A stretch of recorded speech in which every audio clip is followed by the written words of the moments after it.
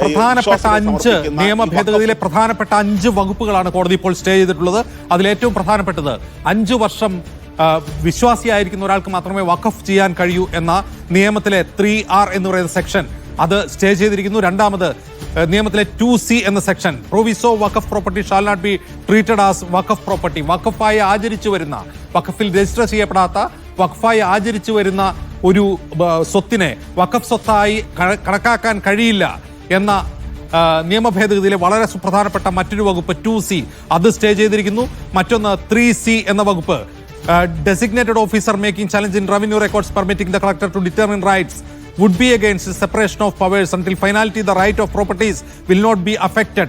Until the title is not decided, neither waqf will be disposed of the property. അതായത് ഒരു വഖഫ് ഭൂമിയുടെ വഖഫ് ഭൂമിയാണോ അല്ലയോ എന്ന് തീരുമാനിക്കാനുള്ള അധികാരം റവന്യൂ വകുപ്പിന്, അതായത് കലക്ടർക്ക് നൽകിക്കൊണ്ടുള്ള വളരെ സുപ്രധാനപ്പെട്ട ഒരു വകുപ്പ് അത് സ്റ്റേ ചെയ്തിരിക്കുന്നു. നാലാമത്തെ വകുപ്പ് shall not consist of more than 4 non Muslim members and four state not more than 3.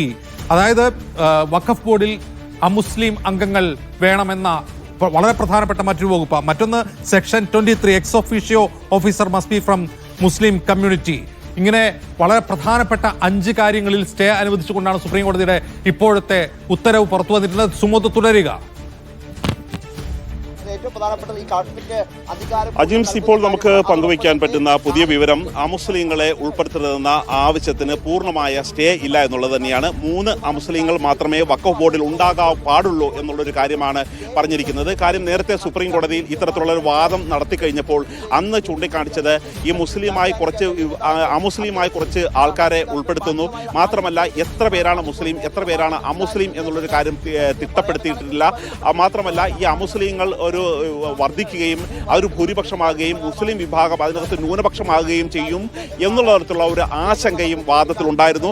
ആ തരത്തിലുള്ള ഒരു വാദം, ആ ഹർജിക്കാരുടെ വാദം അംഗീകരിച്ചുകൊണ്ട് മുസ്ലിം ഇതര വിശ്വാസിയെയും വഖഫ് ബോർഡിൽ സിഇഒയാകാം എന്നുള്ള ഒരു കാര്യം പറഞ്ഞിട്ടുണ്ട്. അതേസമയം തന്നെ 3 അമുസ്ലിങ്ങൾ മാത്രമേ വഖഫ് ബോർഡിൽ ഉണ്ടാകാൻ പാടുള്ളൂ എന്നുള്ളൊരു കാര്യം തന്നെയാണ് പറഞ്ഞിരിക്കുന്നത്.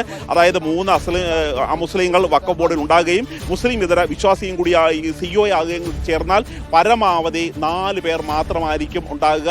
അതുകൊണ്ട് ഇപ്പോൾ ഹർജിക്കാരുടെ വലിയ തരത്തിലുള്ള ഒരു ആശങ്ക ഈ സുപ്രീം കോടതി വിധിയിലൂടെ അവസാനിച്ചിരിക്കുകയാണ്.